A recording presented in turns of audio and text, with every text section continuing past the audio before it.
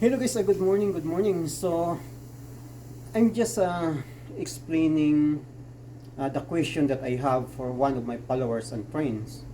So, he told me that his Honda Odyssey have a misfire for cylinder number 5 and he replaced already the the fuel injector, and still the misfire is upper.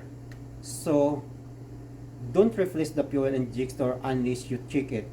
You just remove the spark plug and look at the tip. If you see a little bit weight of the fuel, or you smell a fuel inside the cylinder, that means your injector is good.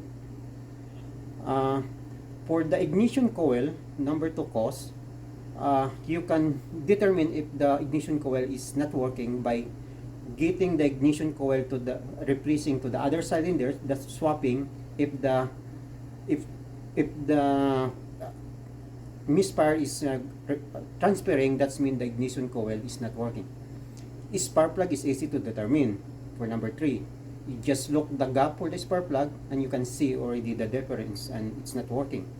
So the fourth one is the loss compression. That's a very costly uh, cost, because loss compression composed of piston ring, either the valve that have already a leak.